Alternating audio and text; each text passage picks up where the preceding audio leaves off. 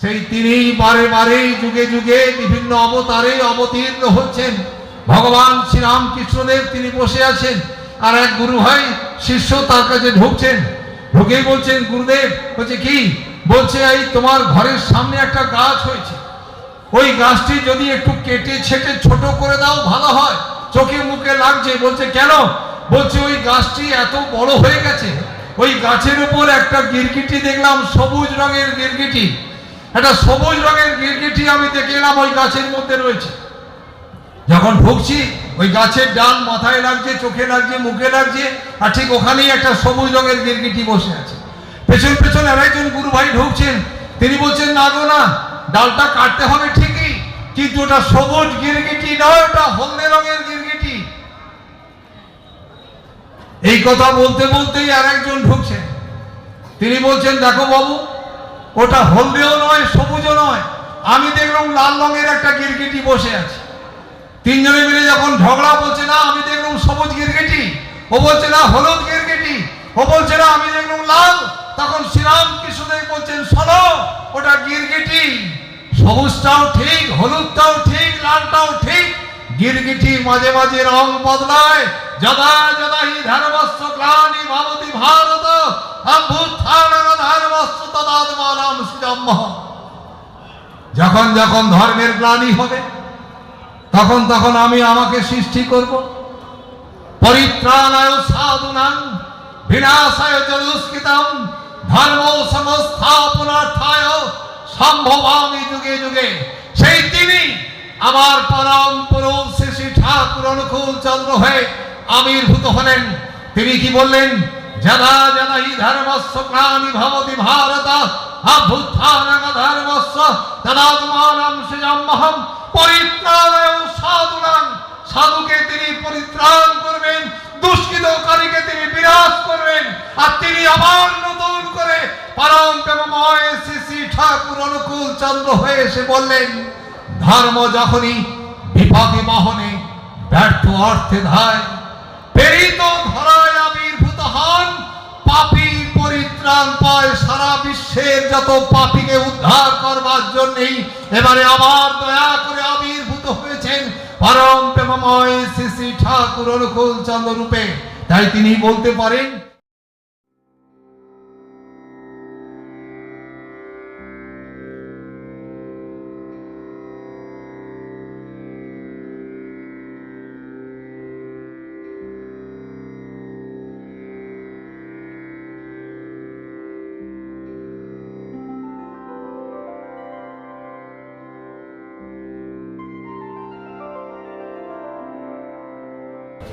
শ্রী শ্রী ঠাকুর আমার জীবনের সব পরম প্রেমময়, তার আতুল চরণে আমি আমার প্রণাম নিবেদন করি।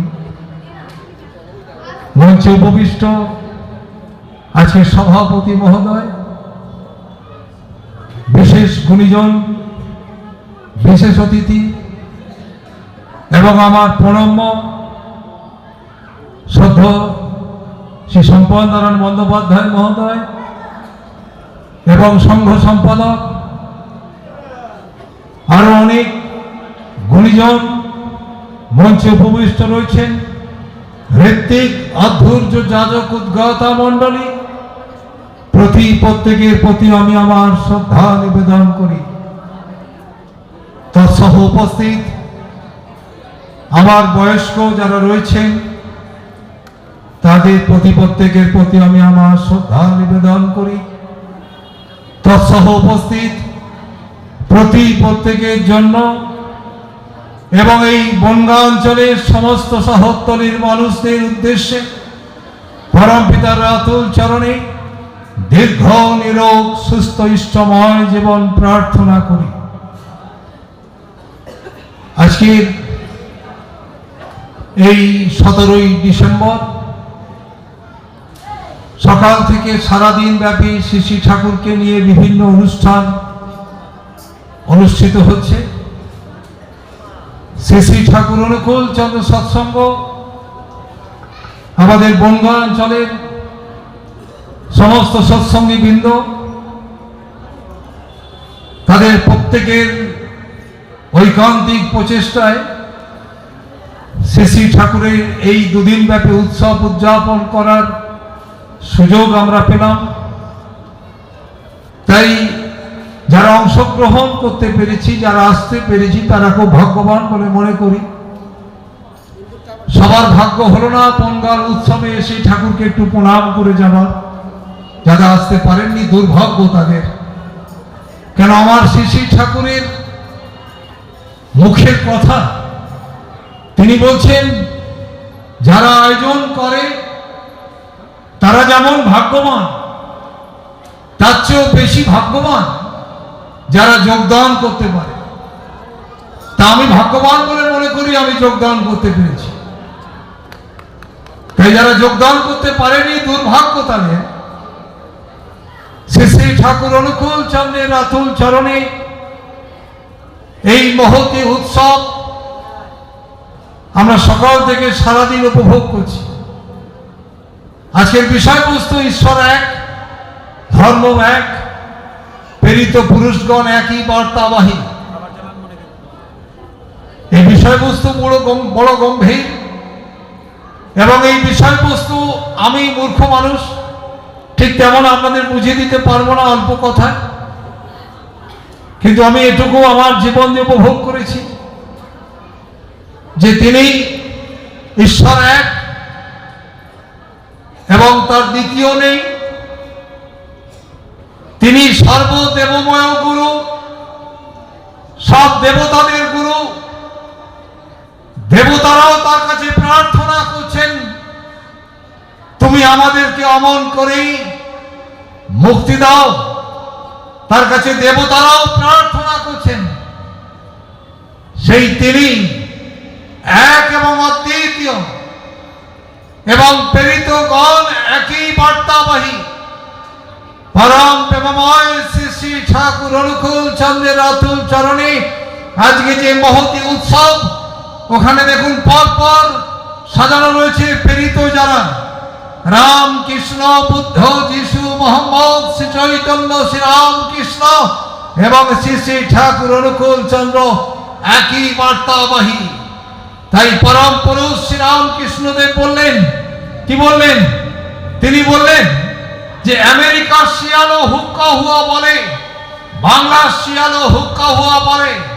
বলি ওটা বাংলার, ওটা আমেরিকার শিয়াল, কিন্তু সেই একই হুক্কা হুয়া ডাকে শিয়াল।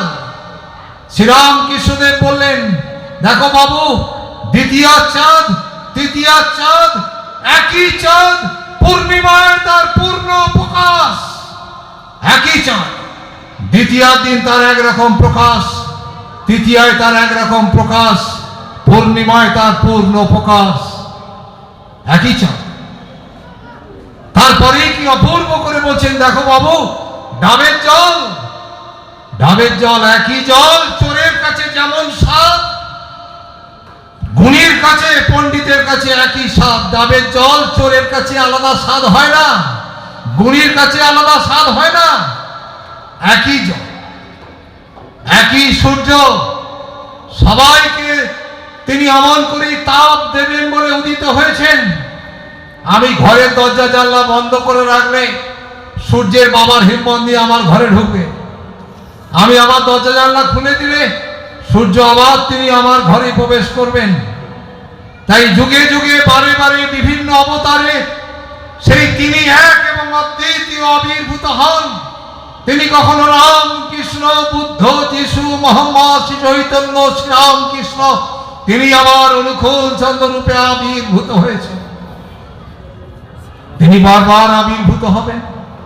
তাই ভগবান শ্রীকৃষ্ণ হয়ে বলছেন যদা যদা হি ধর্মস্য গ্লানি ভবতি ভারত অভ্যুত্থানং ধর্মস্য তদাত্মানং সৃজাম্যহং পরিত্রাণায় সাধুনাং বিনাশায় চ দুষ্কৃতং ধর্ম সংস্থাপনার্থায় সম্ভবামি যুগে যুগে।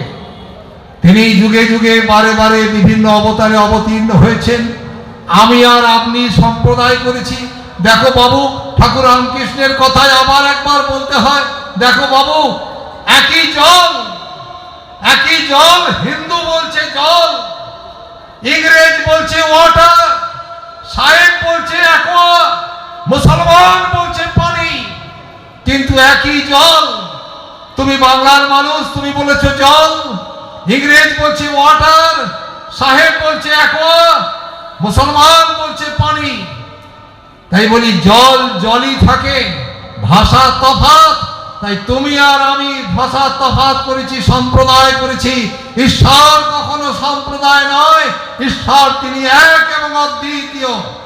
সেই তিনি বারে বারে যুগে যুগে বিভিন্ন অবতারে অবতীর্ণ হচ্ছেন। ভগবান শ্রীরামকৃষ্ণদেব তিনি বসে আছেন, আর এক গুরু ভাই শিষ্য তার কাছে ঢুকছেন। ঢুকেই বলছেন, গুরুদেব বলছে কি? বলছে এই তোমার ঘরের সামনে একটা গাছ হয়েছে, ওই গাছটি যদি একটু কেটে ছেটে ছোট করে দাও ভালো হয়, চোখে মুখে লাগছে। বলছে কেন? বলছে ওই গাছটি এত বড় হয়ে গেছে, ওই গাছের উপর একটা গিরগিটি দেখলাম, সবুজ রঙের গিরগিটি, একটা সবুজ রঙের গিরগিটি আমি দেখে এলাম ওই গাছের মধ্যে রয়েছে। যখন ঢুকছি ওই গাছের ডাল মাথায় লাগছে, চোখে লাগছে, মুখে লাগছে, আর ঠিক ওখানেই একটা সবুজ রঙের গিরগিটি বসে আছে। পেছন পেছন আরেকজন গুরু ভাই ঢুকছেন, তিনি বলছেন না গো না, ডালটা কাটতে হবে ঠিকই, কিন্তু ওটা সবুজ গিরগিটি নয়, ওটা হলদে রঙের গিরগিটি। এই কথা বলতে বলতেই আরেকজন ঢুকছেন, তিনি বলছেন দেখো বাবু, ওটা হলদেও নয় সবুজও নয়, আমি দেখলাম লাল রঙের একটা গিরগিটি বসে আছে। তিনজনে মিলে যখন ঝগড়া, বলছে না আমি দেখলাম সবুজ গিরগিটি, ও বলছে না হলুদ গিরগিটি, ও বলছে না আমি দেখলাম লাল। তখন শ্রীরামকৃষ্ণদেব বলছেন শোনো, ওটা গিরগিটি, সবুজটাও ঠিক, হলুদটাও ঠিক, লালটাও ঠিক, গিরগিটি মাঝে মাঝে রং বদলায়। যদা যদা হি ধর্মস্য গ্লানি ভবতি ভারত অভ্যুত্থানং ধর্মস্য তদাত্মানং সৃজম্যহম। যখন যখন ধর্মের গ্লানি হবে, তখন তখন আমি আমাকে সৃষ্টি করব।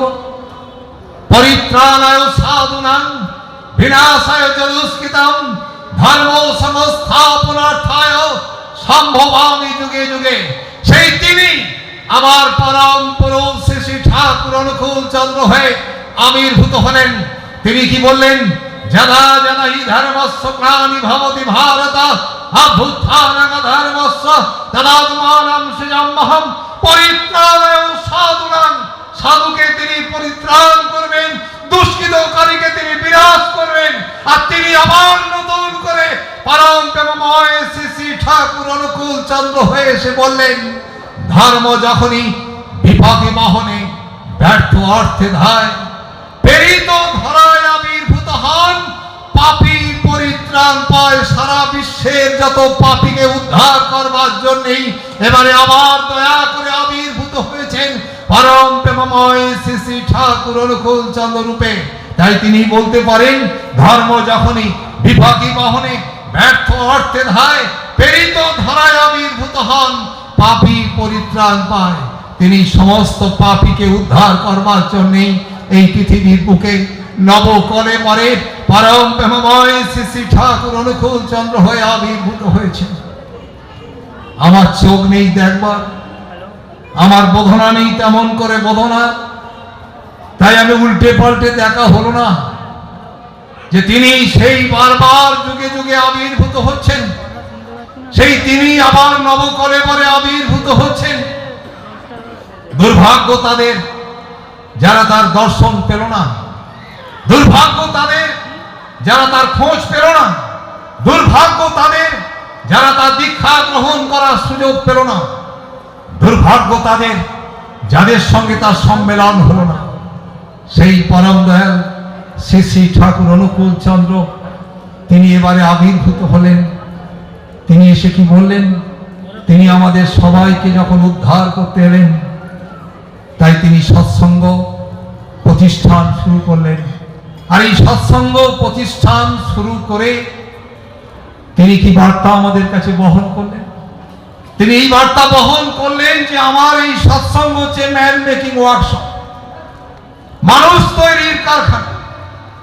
তিনি এই মানুষ তৈরির কারখানা করলেন সৎসঙ্গ প্রতিষ্ঠান। তাই পৃথিবীর বুকে এই বার্তা বহন করে এনে দিলেন, সারা বিশ্বের বুকে আন্দোলন তুলে দিলেন। প্রত্যেকটা মানুষ যখন তার পরিবার নিয়ে চিন্তিত, প্রত্যেকটা মানুষ যখন তাদের পরিবারে শঙ্কিত এবং দুঃখিত, প্রত্যেকটা মানুষের যখন ব্যথা যন্ত্রণা জ্বালার জীবন, কোনো না কোনো জ্বালায় তারা আমরা ভুগছি। আর ঠিক তখনই আমার গুরু শ্রী শ্রী ঠাকুর অনুকূল চন্দ্র, ঈশ্বর এক, ধর্ম এক, ধর্ম মানে বাঁচা, ঈশ্বর যিনি ইস ধাতু থেকে এসেছেন, এই পৃথিবীর বুকে অবতীর্ণ হয়েছে, যিনি নিজেকে স্রষ্টা সৃষ্টি করেছেন, যার কোনো মালিক নেই, তিনি নিজেকে নিজে সৃষ্টি করেন। যখন যখন ধর্মের গ্লানি হয়, সেই পরম দয়াল শ্রী শ্রী ঠাকুর অনুকূল চন্দ্র বললেন, সদ্গুরু শরণাপন্ন হও, সদ্নাম মনন করো, আর সৎসঙ্গের আশ্রয় নিয়ে তেমনি করেই চলতে থাকো। আমি নিশ্চয় করে বলছি, তোমাকে তোমার উন্নয়নের জন্য ভাবতে হবে না। ভেবে নিন, প্রত্যেকটা মানুষ যখন তার একটু উন্নতির জন্য ভাবছেন, প্রত্যেকটা মানুষ যখন ভাবছেন আমি কেমন করে একটু ভালো থাকবো, প্রত্যেকটা মানুষ যখন ভাবছেন আমি একটু ভালো থাকবো, বাকি সব নিপাত যাক। আর ঠিক তখনই পরম দয়াল শ্রী শ্রী ঠাকুর অনুকূল চন্দ্র বললেন, সদ্গুরু শরণাপন্ন হও, সদ্নাম মনন করো, আর সৎসঙ্গের আশ্রয় নিয়ে তেমনি করেই চলতে থাকো। আমি নিশ্চয় করে বলছি, তোমাকে তোমার উন্নয়নের জন্য ভাবতে হবে না। তাই তিনি বারবার এসছেন, ঈশ্বর এক, ধর্ম এক, তিনি মানুষকে বাঁচাতে এলেন। তাই তিনি নিমাই হয়ে খেলা করছেন সচিমার আঙিনায়। তখন তিনি খেলা করছেন, ভাগবত পাঠক তিনি পাঠ করছেন। তিনি তার এই ভাগবত পাঠে তিনি সবাইকে অমন করে ভাগবত পাঠ বিশ্লেষণ করে শোনাচ্ছেন। সর্বাং খল্লিদাং ব্রহ্ম, সর্বত্র ব্রহ্ম বিরাজ করছেন। সর্বাং খল্লিদাং ব্রহ্ম, তিনি তার বিচার করছেন, বিশ্লেষণ করছেন, মানুষকে উদ্ধৃতি করে শোনাচ্ছেন, বিভিন্ন টিকা টিপ্পণী দিয়ে মানুষকে বোঝাচ্ছেন সর্বাং খল্লিদাং ব্রহ্ম। তিনি বুঝিয়ে দিলেন। গভীর রাত, সমস্ত ভক্তবৃন্দ চলে গেলেন। পরের দিন সকালবেলা আবার ভক্তবৃন্দ এসেছেন, আবার সর্বাং খল্লিদাং ব্রহ্ম, সর্বত্র ব্রহ্ম বিরাজ করছেন। তিনি তার ব্যাখ্যা দিচ্ছেন। আর এই ব্যাখ্যাটাকে যখন দেয়াটা হয়ে গেল, এবার সবাই যখন বাড়ি চলে গেল প্রণাম করে গুরুজিকে, এবার তিনি নিজে পাকর্ণ করে নিয়েছেন, নিজে রান্না করেছেন। তিনি এবার দুপুরবেলা সেবা নেবেন। তিনি যখন বারান্দায় আসন পেতে তারই আমল করে আজমন করেছেন, ওম প্রাণায় সাহা, অপনায় সাহা, উদনায় সাহা, পানায় সাহা, সমানায় সাহা, তিনি আজমন করেছেন। এবার তিনি অন্ন মুখে তুলবেন। আর ঠিক যখনই অন্ন মুখে তুলবেন, ছোট্ট নিমাই সচির আঙিনায় খেলা করছিল, ছুটতে ছুটতে এসে ওই পণ্ডিত মশাইয়ের ভাতের মধ্যে ছন ছন করে মুতে দিলেন। আর যখন ভাতের মধ্যে মুতে দিলেন, তার কান প্রথম লাল হয়ে গিয়েছে, নাকের ডগা লাল হয়ে গিয়েছে, বজ্র চোখে তিনি বলছেন, তুমি কি করলে নিমাই? আমার এই ভাতের মধ্যে তুমি মুতে দিলে, তুমি তো খেলা করছিলে, ইচ্ছা করে এমন করে মুতে দিলে, আমার দুপুরবেলা খাওয়াটা বন্ধ করে দিলে। আমি আজমন করে ফেলেছি, আমি ব্রাহ্মণ মানুষ। ওম প্রাণায় সাহা, অপনায় সাহা, উদনায় সাহা, বানায় সাহা, সমানায় সাহা, আমি পঞ্চদেবতাকে নিবেদন করে দিয়েছি। আর তো আমি খেতে পাবো না, আমাকে উপবাসী রাখবে তুমি। মা ছুটে এসে বুকে তুলে বলছেন, নিমাই তুই তো দূরেই ছিলিস, খেলা করছিলিস বাবা, ছুটে এসে এমন করে ভাতে মুতে দিলি কেন? এখন পণ্ডিত মশাই তিনি খুব প্রচন্ড ক্ষিপ্ত হয়ে গিয়েছেন। তার চোখ, তার নাক, তার কান দেখ সব লাল হয়ে গিয়েছে। তিনি অমুক্ত থাকবেন বাবা, তুই কি করলি? আমাকে অভিশপ্ত করলি। মাকে গালটা ধরে বলছে, মা পণ্ডিত মশাই গতকাল থেকে তোমাদের সবাইকে বলছেন সর্বাং খল্লিদাং ব্রহ্ম, বাতাসের মধ্যে ব্রহ্ম আছে, আকাশের মধ্যে ব্রহ্ম আছে, মাটির মধ্যে ব্রহ্ম আছে, সর্বত্র ব্রহ্ম বিরাজ করছে, শুধু আমার পেচ্ছাপের মধ্যে ব্রহ্ম নেই মা।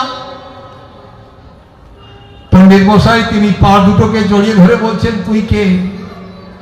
তিনি কখনো প্রমাণ করেননি আমি কে, আমি ভগবান, আমি পুরুষোত্তম, তিনি কখনো বলেননি, তিনি কখনো বলতে আসেননি। সেই আমন্তর নিমাইকে যখন তিনি বলছেন, নিমাই তুমি আমার একটা ভুল ভাঙিয়ে দিলে, এই যে তিনি সবার ভুল ভাঙিয়ে দিতে আসেন, যে জন্য ঈশ্বর এক, তিনি নির্ভুল, তিনি সবার ভুল ভেঙে দেওয়ার জন্য এই পৃথিবীর বুকে অবতীর্ণ হন। সমস্ত মানুষের ভুলকে তিনি ভেঙে দেবেন। ঠাকুর রামকৃষ্ণ আমরা জানেন দক্ষিণেশ্বরে থাকতেন। মদন গোপাল পড়ে গিয়ে, রানী রাসমণির মদন গোপাল পড়ে গিয়ে পা ভেঙে গেছে। মদন গোপালের যখন পা ভেঙে গিয়েছে, সমস্ত পণ্ডিত মণ্ডলী এসে বলছেন, মা এই মদন গোপালকে জলে ভাসিয়ে দিতে হবে, নতুন করে মদন গোপাল তৈরি করতে হবে, আর সেই তাকে প্রতিষ্ঠা করতে হবে। মা, এত টিন ঘি, এত বেলকাঠ, এতগুলো পুরোহিত, এত দক্ষিণা সব যখন ফরমাস করে দিলেন, রানী রাসমণি বললেন ছোট ভট্টাচার্যকে ডাকা হোক। শ্রীরামকৃষ্ণদেব তিনি মাকে সেবা দিচ্ছেন, ভবতারিণীকে, তাকে ডাকতে গেলেন। মথুর বাবু গিয়ে বলছেন তুমি একবার চলো ভট্টাচার্য, তোমাকে মা ডাকছেন। পণ্ডিত মণ্ডলী বলেছেন এই মদন গোপালের পা ভেঙে গেছে, মদন গোপালকে জলে ফেলে দিতে হবে, দিয়ে নতুন করে মদন গোপাল তৈরি করে তাকে নতুন করে সেবা দিতে হবে, প্রতিষ্ঠা হবে। এত টিন ঘি লাগবে, এত বেলকার লাগবে, এত পুরোহিত লাগবে, এত দক্ষিণা লাগবে, সব হয়ে গেছে, তুমি একবার মায়ের সঙ্গে দেখা করো। মা পণ্ডিত মণ্ডলীর কাছে ডাকলেন। সমস্ত পণ্ডিত মণ্ডলী বসে রয়েছেন, বিরাট বিরাট টিকি, গলায় তুলসীর মালা, রুদ্রাক্ষের মালা, এই যখন পরে তারা বসে আছেন, এক একটা জাইন্ট বসে আছেন পণ্ডিতের দৈত্য, আর ঠিক তাদের মাঝখানে ভগবান শ্রীরামকৃষ্ণ গেলেন। তিনি গিয়ে চেয়ারের উপর উবু হয়ে বসলেন, বসেই বলছেন মা এত পণ্ডিতের মাঝখানে আমাকে ডাকলে কেন মা? বলছে তোমায় ডেকেছি কেন, ওই যে মদন গোপাল পড়ে গিয়ে পা ভেঙে গেছে, এই পণ্ডিত মণ্ডলী বলছে মদন গোপালকে জলে ভাসিয়ে দিতে হবে, নতুন মদন গোপাল তৈরি হবে, তার প্রাণ প্রতিষ্ঠা হবে, তাকে প্রতিষ্ঠা করতে হবে। ঘি লাগবে, বেলকার লাগবে, পুরোহিত লাগবে, দক্ষিণা লাগবে, ওনারা অমুক দিন ঠিক করছেন, পবিত্র দিনে এসে তারা প্রতিষ্ঠা করবেন। বলি বলছেন মা এই তোমার পাশে এটা কে? না আমার সেজো জামাই। ওর নাম কি? মথুর। বলি কখনো যদি তোমার এই সেজো জামাইয়ের পা ভেঙে যায়, তুমি কি আবার একটা সেজো জামাই আনবে আর এই সেজো জামাইকে জলে ভাসিয়ে দেবে? মা তুমি মেডিকেলে নিয়ে গিয়ে পাটা ঠিক করে দেবে ব্যান্ডেজ করে।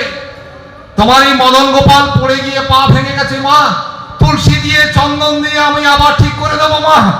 ওই মদন গোপাল আবার মণ্ডপে বসবেন, আবার তার পুজো হবে। আজও যদি দক্ষিণেশ্বরে যান দেখবেন সেই ভগবান শ্রীরামকৃষ্ণের হাতের ব্যান্ডেজ, ওই চন্দন তুলসী দিয়ে তিনি ব্যান্ডেজ করে দিয়েছেন মদন গোপালকে, আজও সেটা পূজিত হচ্ছে। সমস্ত পণ্ডিত মণ্ডলী মাথা নিচু করলেন। জামাইয়ের যদি পা ভেঙে যায়, জামাইকে জলে ভাসিয়ে দিয়ে আবার একটা জামাই যেমন আনা যায় না, মদন গোপালের পা ভেঙে গেলেও তাকে আবার ব্যান্ডেজ করে সারিয়ে দেওয়া যেতে পারে। সমস্ত ভুলের অবসান ঘটিয়ে দেওয়ার জন্যই বারে বারে যুগে যুগে বিভিন্ন অবতারে তিনি অবতীর্ণ হন। এবারে পরম প্রেমময় শ্রী শ্রী ঠাকুর অনুকূল চন্দ্র রূপে আবির্ভূত হয়েছেন, মায়ের কোলে খেলা করছেন। মা বলছে অনুকূল চল না, ওদের বাড়িতে শঙ্করধ্বনি উলুধ্বনি হচ্ছে, ওদের বাড়িতে একটা ছোট বাচ্চা হয়েছে, চল না গিয়ে একবার দেখে আসি। মাকে গালে হাত দিয়ে বলছেন মা ওই ছেলেটা তো মাত্র 18 দিন বাঁচবে, ওর চেয়ে বেশি বাঁচবে না। মা মুখে হাত দিয়ে বলছে অনুকূল পালায় 60 অমন বলতে নেই। দেখ ওদের বাড়িতে ছোট বাচ্চা হয়েছে, ওরা সবাই শঙ্করধ্বনি উলুধ্বনি করছে, আর তুই বলছিস মাত্র 18 দিন বাঁচবে। মাতা মনমোহিনী তিনি পেটে ধরেছেন, ভগবান বলতে পারছেন না, তিনি কাকে পেটে ধরেছেন ভগবানকে স্বীকৃতি দিতে পারছেন না। আর সেই ভগবান তিনি মাকে বলছেন না আমি ভগবান, আমি পুরুষোত্তম, আমি জানা জানা হি ধর্মস্য গ্লানি ভবতি ভারত অভ্যুত্থান ধর্মস্য তদাত্মানম সৃজাম্যহম। আমি আমাকে তোমার পেট আশ্রয় করে সৃষ্টি করেছি মা, তিনি মাকে বলেননি। মাতা মনমোহিনী একদিন একদিন করে গুনছেন, ঠিক 18 দিনের মাথায় যে বাড়িতে 18 দিন আগে শঙ্করধ্বনি উলুধ্বনি, ঠিক 18 দিনের মাথায় ওই বাড়িতে কান্নার রোল উঠেছে সবাই মিলে। মাতা মনমোহিনী খবর নিলেন বাচ্চাটি জ্বর বমি হয়ে মারা গিয়েছে, পায়খানা হয়ে মারা গিয়েছে। সেদিন মা আবার একবার বুকে তুলে নিয়ে আদর করছেন, চুমু খাচ্ছেন। তুই কে? তিনি জবাব দেননি। তিনি কখনো বলতে আসেন না আমি ভগবান, আমি পুরুষোত্তম। তিনি বলছেন যারা বাড়িতে বাড়িতে রান্না করে কাজের বাড়িতে, তাদেরকেও তো রান্নার ঠাকুর বলে, ঠিক আমাকে অমন করে ঠাকুর বললেই হবে, এর চেয়ে বেশি কিছু নয়। আর ধরো তুমি কোনো ডাক্তারের কাছে গিয়েছো, তুমি কোনো ডাক্তারবাবুর কাছে গেলে, তুমি তোমার রোগ বললে, ডাক্তারবাবু তোমার রোগ সারিয়ে দিল। তোমাকে বললো 3 মাস পরে আসবেন, তুমি 3 মাস পরে গেলে, যাওয়ার পরে ডাক্তারবাবু তোমাকে বললেন কেমন আছেন, তুমি বললেন ডাক্তার বাবু আপনি মানুষ নন, আপনি ডাক্তার নন, আপনি ভগবান। ঠিক এমন করে ডাক্তারকে যেমন মানুষ ভগবান বানায় দেয়, ঠিক এমন করে যদি তোমরাও কখনো আমাকে ভগবান বানিয়ে দিয়ে থাকো, তাতে আমি কি করবার পারি? তিনি ভগবান সাজতে আসেননি। সৌভাগ্য আমাদের আদ্যপি লীলা করে গৌর রায় কোন কোন ভাগ্যবানে ধরিবারে পায়। আমাদের ভাগ্য যদি তার দীক্ষা গ্রহণ করতে পারি, আমাদের সৌভাগ্য যদি তার ওই দীক্ষা মন্ত্রের সঙ্গে আমাদের সম্পর্ক তৈরি হয়। তাই পরম দয়াল শ্রী শ্রী ঠাকুর অনুকূল চন্দ্রের আজকে 136তম আবির্ভাব মহামহোৎসবে আমরা সবাই মিলে উপস্থিত হতে পেরেছি। এই আয়োজন মঞ্চে রয়েছেন আরো অনেক গুণীজন, ডক্টর অমলেন্দু চট্টোপাধ্যায় মহোদয়, পরমবশী সম্পদ নারায়ণ বন্দ্যোপাধ্যায় মহোদয় এবং আরো গুণীজন রয়েছেন, তারাও আপনাদের সঙ্গে কথা বলবেন। আমি অনেকটা বেশি সময় নিয়ে ফেললাম। আমি প্রথমেই বলেছি আমি মূর্খ মানুষ, আমি আপনাদের বোঝাতে আসিনি, কিন্তু আমার বোঝা দিয়ে, আমার বোধনা দিয়ে মনে হয়েছে ঈশ্বর এক এবং অদ্বিতীয়, তার দ্বিতীয় নেই, ধর্ম এক, প্রেরিত পুরুষগণ একই বার্তাবাহী। যারা গ্রহণ করেছেন সবাই ভালো থাকবেন, সৌভাগ্য।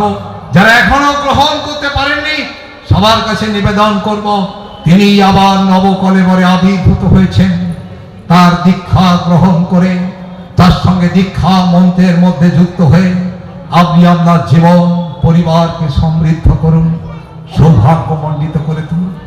সবাই ভালো থাকবেন। জয় গুরু, বন্দে পুরুষ।